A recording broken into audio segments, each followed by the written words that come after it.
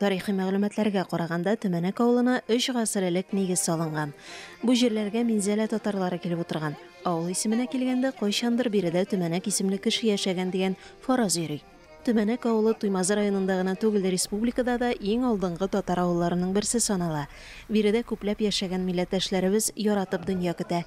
Элек Төмәнәкне шулай ук алдынгылардан саналган Первомайский колхозы данлаган. Бүген шул җирләрдә фермер хуҗалыклары уңышлы эшләп килә.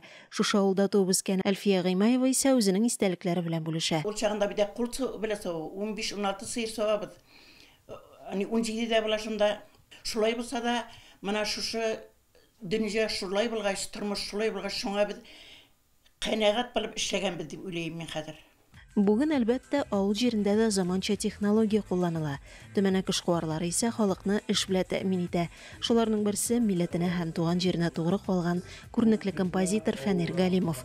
Милләттәшебез һәр вакыт төрле креатив идеялар белән яна һәм аларны тормышка ашыра. 4 ел элек Төмәнәк авылы янында ачык һавада Бабай утары музей комплексы ачыла. Бабай утарына килүче һәркем үзенә кирәкле һәм кызыклы урынны таба ала. Уңган татар хуҗабикәләре өчен Аш-су өлкәсендәге экспонатлар кызык булса, ир егетләр исә техника тарихына мөкиббән китә.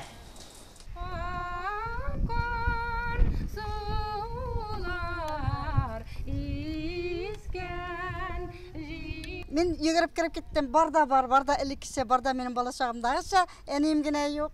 Барда менә искиткес, әлләничек булып китте инде. Шундый мөгъҗиза әймәк, һәрберебез үзебезнең балачакларны искә төшерде.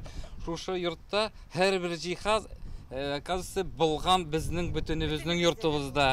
Шушы Бабай утарының килеп кеше хозурланып китүе минем өчен инде бик кирәкле һәм күңелгә ятыш әйбер ул. Бик күп көч салды бит инде ул.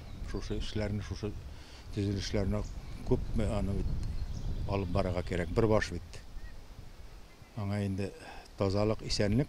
Төмәнәкне туристлар үзәге дип тә әйтергә буладыр. Авылда ел дәвамында төрле төбәкләрдән кунаклар килә, чөнки биредә милләткә кагылышлы форумнар һәм очрашулар уза. Эш барышында делегатлар авылның матур җирләре белән дә танышып өлгерә. Төмәнәк авылында җыр-моң белән бәйле чараларда еш оештырыла. Шуларның берсе Җырлыйк әле фестивале. Былтыр билгеле сәбәпләр буенча бәйрәм тиешле рәвештә үткәрелми калды. Быел фестивальне июль азагында үткәрү планлаштырыла. Алдагы тапшыруда Төмәнәк авылы буйлап сәяхәтне дәвам итәрбез. Башкортстанның Туймазы районыннан Миләүшә Латыйпова, татарлар.